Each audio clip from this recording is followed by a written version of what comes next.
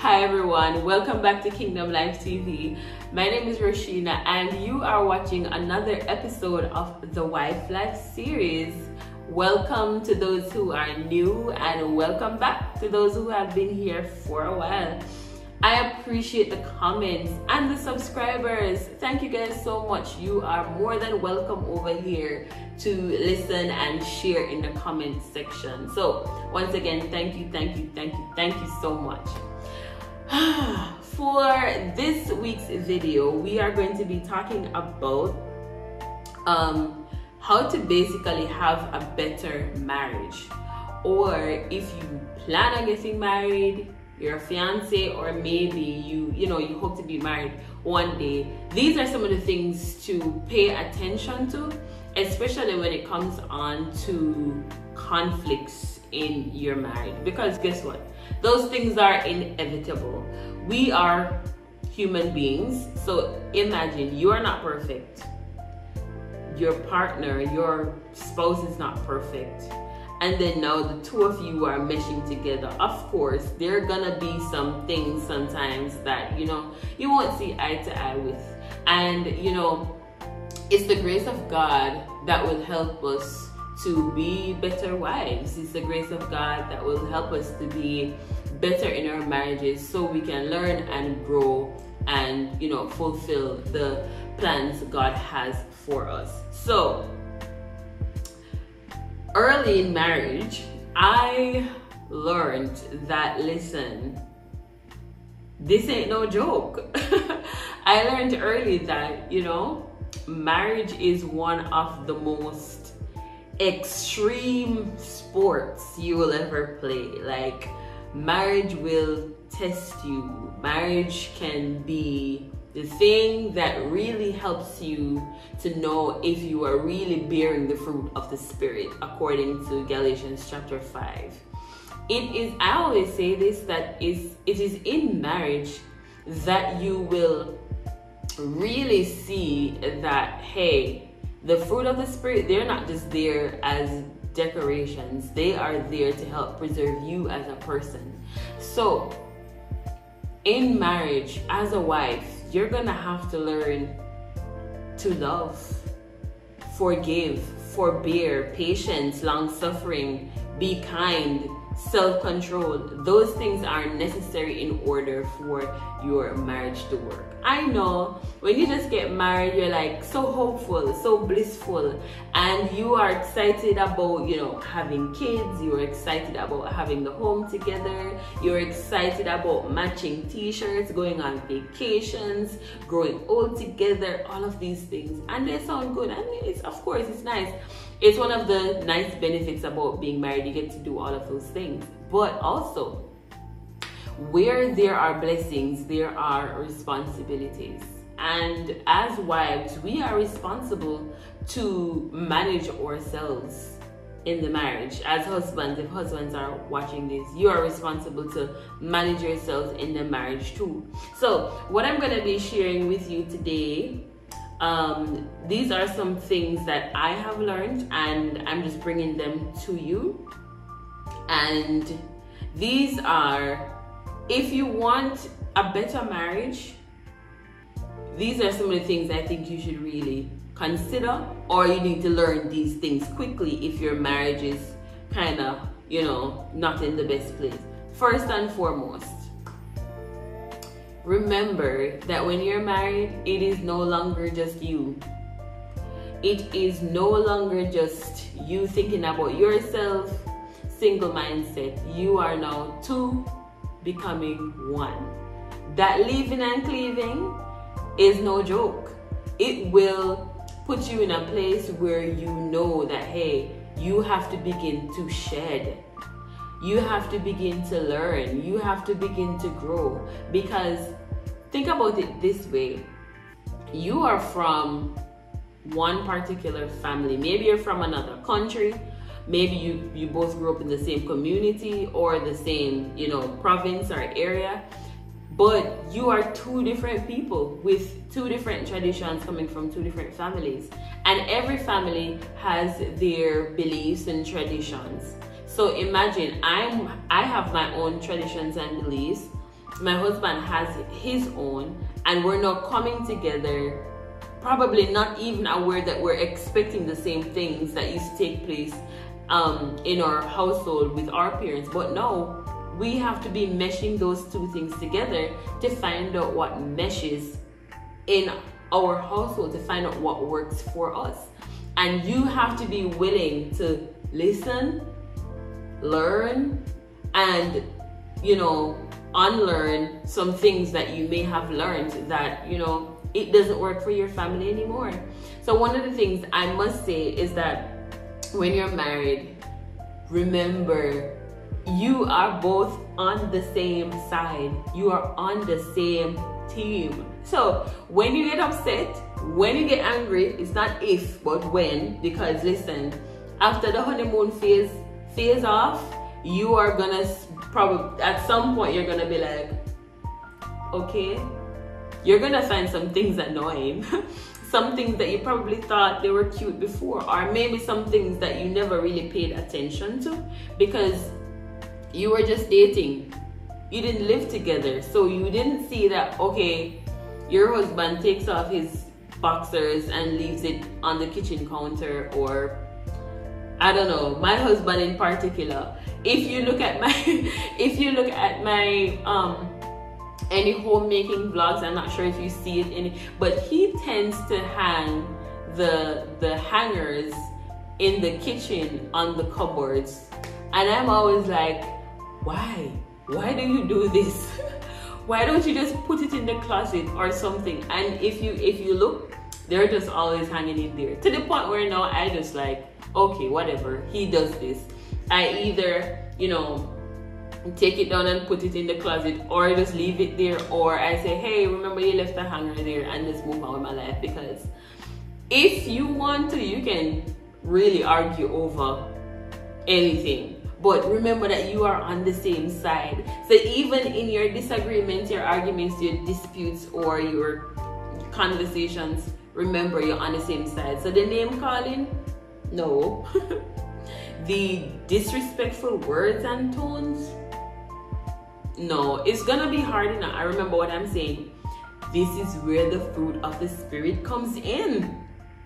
The temperance, the self-control, though your emotions are all over the place, you're triggered, you're angry, now you're gonna have to watch your mouth. Because the scripture says, be angry and sin not. So now you have to be practicing all of those things. So remember, you are on the same side. You are on the same team. And the thing is, if your husband is losing, you're losing too. You may not be losing 100%, but remember, the husband is the head of the household. So if your husband is losing in the way he communicates, the way he spends money, the way he his work ethics, you're gonna be losing out. It's gonna affect the finances of the family. It's gonna affect the runnings of the family. Because listen, if your husband is lazy, and there are things to be done and he's not getting it done, that's gonna cause some frustration in the household. You're gonna be frustrated, and you might be triggered now to start nitpicking and like, babe, you never do this, and babe, or you just this, and you're always this. Those are things you're gonna be picking at. So find another way. Find a way to communicate your displeasure in a way that doesn't demean, or in a way that is not condescending, where you're speaking down to and being disrespectful. And trust me, like, I know that this can be difficult, especially I have some husbands where, I don't know, they're just tough. And maybe it's not just husbands, because as a wife or as a person, you have some really tough head moments where you need somebody to be patient with you. Again, the fruit of the spirit. Listen, if you want your marriage to thrive, you're gonna have to remember these things. So 1, you are on the same side. 2, if your partner is losing, chances are you're losing too. And since you're on the same side, you now have to say, okay, God, how can I do this? how can I help my husband? He is very tardy. He goes to work late. Based on what he has communicated to you, he might be getting fired, or maybe, you know, your husband works hourly rates and he's, you know, not working enough hours to bring enough money in, and that is now breaking down the family. You're gonna have to, wives, you're gonna have to now find a creative way how to communicate the displeasure to your husband in a way that he understands that, hey, you're not just living for yourself anymore. You realize that you now have a wife that you are responsible for, and, you know, kids and household and car or whatever it is, business or whatever it is that you have. So in marriage, you're gonna have to get really good at communicating and not communicate in a way that, you know, sets you up for failure or just make matters worse.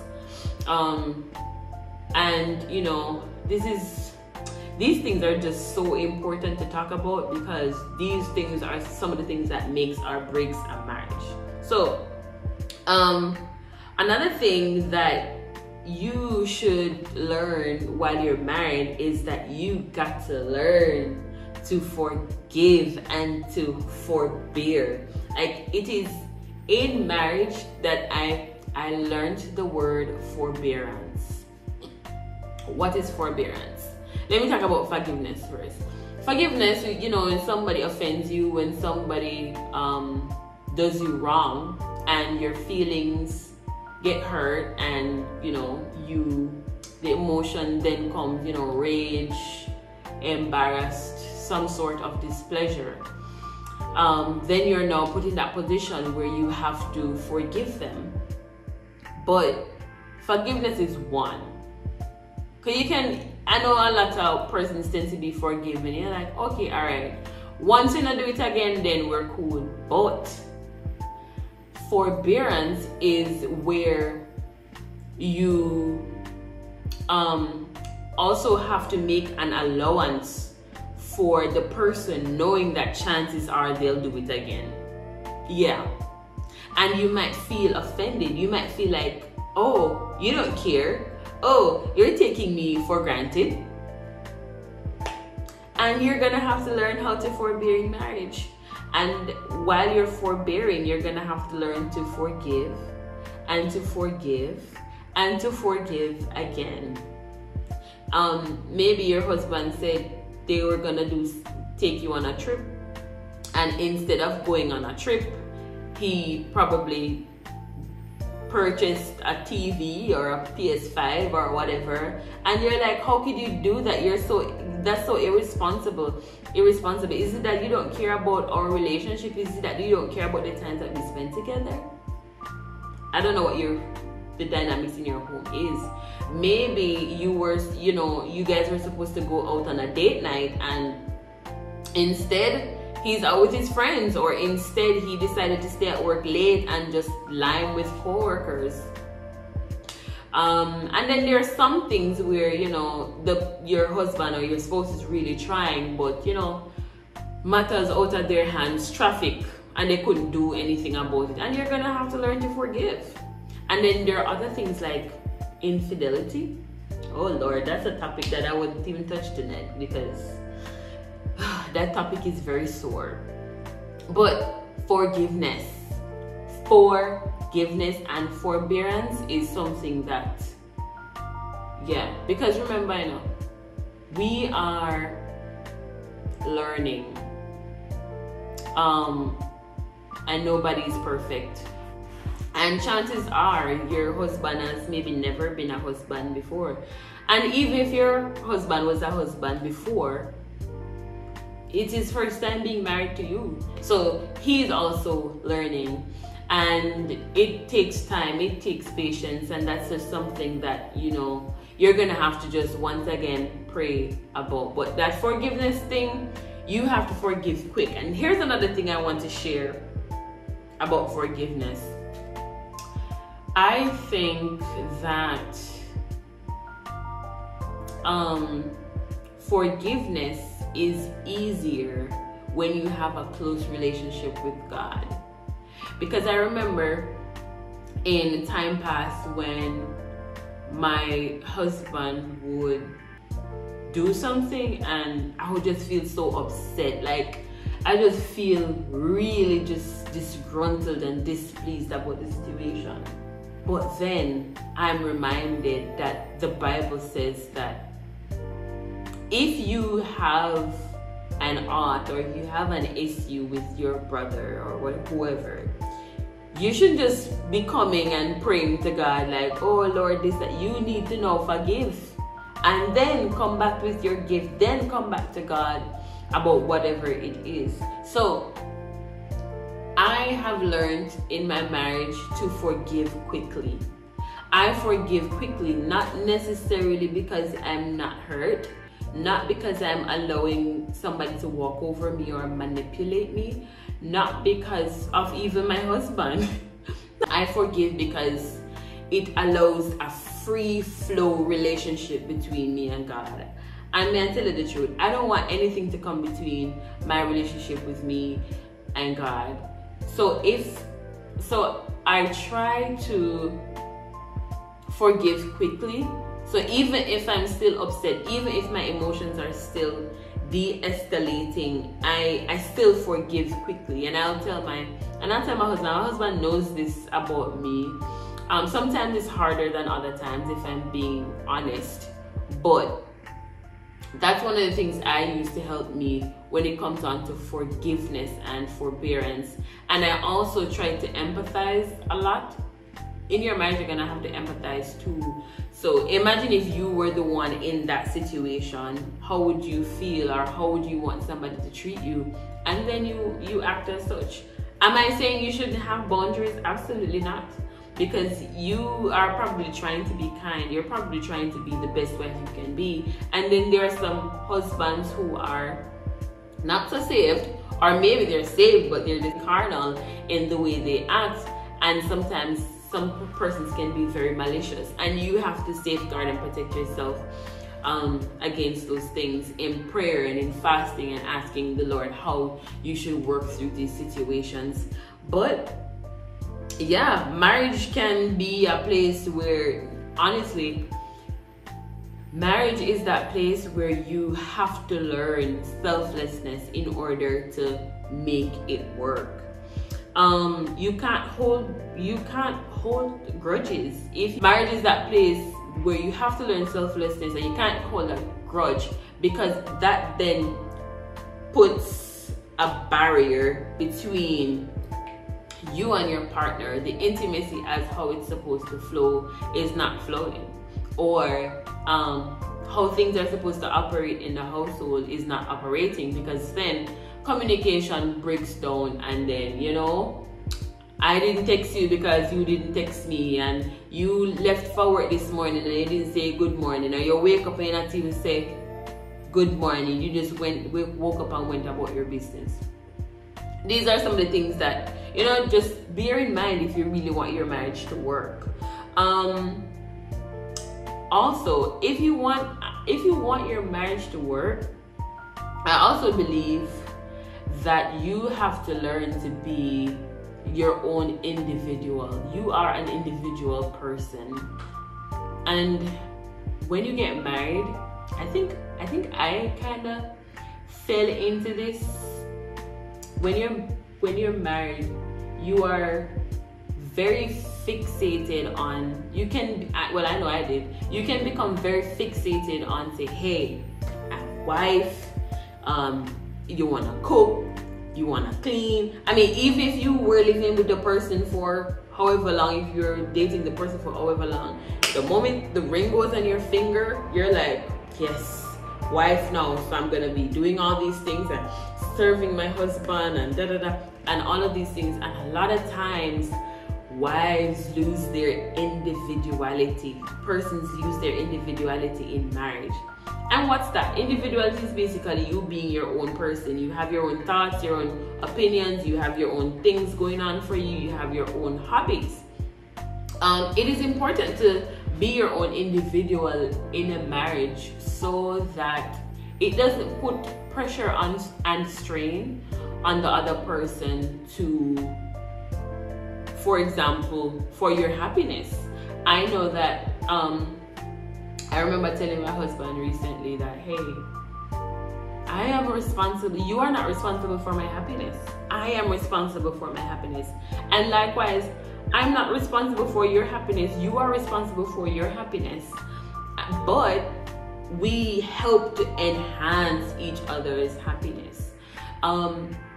When we put so much pressure on another person for our happiness or other things, we put persons in a position where they are stressed and overworked and feel like, okay, maybe they're not good enough because they're trying to handle themselves and they're trying to also handle you, and that can just be a whole lot of pressure. So if you want your marriage to work, yes, you are a wife, yes, you are, maybe a mom too, or but you have to be your own individual. You have to take care of your own self. The extra clinginess and the extra neediness and not having your own thing going on, not working towards your purpose, it can get unappealing. You can get unappealing and overbearing, if I'm honest. So if you want your marriage to work, you have to learn to focus on the purpose and the plan that God has for you also as an individual. Yeah, here's something else I want to talk about too in your marriage as a wife. You have to attack the spirit of laziness. Jesus. I know that this is something that I've had to deal with because when you're single, you can just do almost whatever you want. So I'll say, when you're single, enjoy yourself. If you're single and watching this, enjoy your singleness, because when you're married, there are times when you're not gonna feel like doing things and you're just gonna have to get up and do it, because if you don't do it, other aspects break down and the family needs to function. So let's say you don't take care of your own self. Let me talk about, you don't take care of your own self. You don't comb your hair, your foot looking dirty, cracked and crooked all the time, and in a marriage, I know that you're now married and you have your own person, but you're still responsible to still be appealing. I know that for me, I remember when I was packing for the hospital before my daughter, came into this world. They recommend at the hospital that you purchase some nightwears, and I purchased some, and they were fitting for being in the hospital, and I told myself that, hey, once we get out of the hospital, I'm throwing these away because you look like granny around the place. But when I came out of the hospital, I did not throw those things away because they were so comfortable. They were so easy to slip on, and it was the other day I said no, and I just got rid of them. So it's easy and it's convenient and it's comfortable, but you can't be lazy with your appearance. You have to take care of it. I mean, I know this is the Wife Life series, but if you're a husband too, take care of yourself, nice up yourself, smell nice, smell good, wear fitted clothes and those things. So if you want your marriage to work, you can't be lazy. The house needs to be clean. I know that when I was single, child, I have my own bed and I sleep on one side, and on the other side is my laptop where I watch movies on Netflix or YouTube, and clothes that was taken from the line that just never get put up, along with when I was going to college assignments and all these things. You just can't be bothered to put those things up. But now that you're married, you're gonna have to take those things up. Laziness also too. You cannot, well, this is maybe just my opinion, but you cannot just sit there and not have any purpose and not be doing something with yourself and not committed to anything. As an adult, you need to be committed to something. God has a purpose and a plan for everybody. And I believe also everybody should have a vocation or a skill that they are working on. Because those things, when you're lazy, laziness also affects other areas of your life. It affects your self-esteem, it affects your confidence, it affects your your self-efficacy, meaning that your ability to do things and get things done. So you can't be lazy. And it's the same way sometimes we are lazy as believers. You can't be lazy. You have to, if you need to get up and pray, get up and read the Bible. Now man, get up and do something with yourself. You cannot be lazy about your marriage. You also have to be very intentional about how you show love and care to your husband and to your kids. So the laziness, the sooner you learn it, the better. If you never used to keep house, if you never used to take care of yourself, in marriage you will learn the hard way or the easy way. You will learn to get up and do what needs to be done, because it's not just you anymore. You have somebody next to you watching you, and you play a role in how successful and how established your family is. So those are some of the few things. I have some other things here that I think I may have mentioned them, but I didn't speak on them too much. Is kindness. Oh Jesus, be kind. Even if in the home you will have assigned roles that you discuss and say, okay, all right, you are responsible to take out the garbage and you are responsible to cook. But nothing is wrong if you share responsibilities. You're in the kitchen cooking. Nothing is wrong with getting some help. The kindness really does go a long way. It shows care. It shows that, hey, I'm appreciated. It shows that, hey, I'm not being taken for granted. Hey, I'm not just a slave in this place. Be kind even with your words. Your husband always comes in, takes care of you. Your husband rubs your feet. Your husband, listens to you. Your husband, you asked him to maybe stop on the road and buy bread because you need to make breakfast in the morning. Yes, it's his breakfast, but you can also say, boy, babe, I know that it wasn't easy to stop on the road, especially you're coming from work and traffic and you're tired. Thank you. Just the kindness, just the warm words can really go a far way if you really want your marriage to work out. And of course, we didn't even discuss going in depth and talk about things like finances, figuring out your finances from early. That issue of finance can really make or break a marriage. So figure out your finances, figure out who's gonna pay for what, and how you separate the bills, and if you're going out to eat, who pays for what or whatever. Those are some of the things that can ruin a marriage. But if you want your marriage to work, these are some of the things you're definitely gonna have to learn. And also one of the things I think I mentioned but I didn't go too deep about is just being patient. You have to learn to be patient, because one of the things, especially like in my marriage, I had to learn how to be patient with how like my husband will understand things.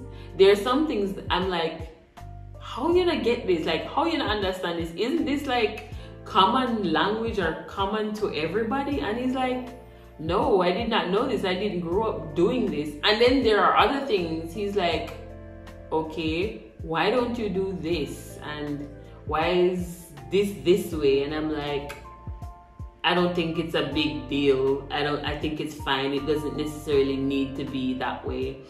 And then I learned that, okay, he's being patient with me because I don't, do these things because that's not how I was raised. And I also have to be patient with him. So the patience with each other works. But another thing that I have here, but I don't think I really mentioned it too much, is if you want your marriage to work, you're also gonna have to learn how to be assertive. I think I may have mentioned it a little bit before, but you're gonna have to learn how to be assertive too sometimes and speak up for yourself, because sometimes we have persons who, persons forget. They forget that, hey, not because I'm your wife, that doesn't mean that you get the opportunity to treat me like a doormat, or as if I have no voice or I have no say in anything. But in being assertive, remember, there's passive, there's aggressive, and there's assertive. Don't be passive. If you're passive and you don't say anything or do anything, a lot of the times your partner might think, oh, she's okay with it. I guess she's okay, because she's never said anything, she's never reacted or anything about that. So you don't want to be passive. You also don't want to be aggressive, because that just won't go too well. Your husband will feel disrespected and his ego will be bruised, and then that's another issue on top of the issue that you already have. Assertive now is where you are able to communicate your emotions and your displeasure in a way that says, hey babe, it really hurt my feelings when you said this, or babe, I feel like I'm being taken for granted because such and such and such and such. And then sometimes, even in being assertive, you'll realize that your partner really never meant anything by it. Like, you are maybe just overreacting, or maybe it's an old wound from somebody else. Somebody else may have wounded you in that way and you're just not healed, and so it's coming up in this relationship. So enough of my rambling and going on and on and on. This is where I stop for this video. I hope that you have gleaned something from it. I didn't necessarily have the main point for, but I know that there are some tips and stuff in there that you can figure out. Listen, if you want your marriage to work, it can work, but just don't go in thinking that it's gonna be perfect. Go in thinking that I am willing to learn, and I am willing to be selfless. I am willing to grow and to be patient. And the fruit of the Spirit and your intimacy with the Holy Spirit will definitely help you as you seek to make your marriage better. Once again, you are watching the Wife Life series. My name is Rashina, and thank you for watching. If you want your marriage to be better, you better learn these things real quick.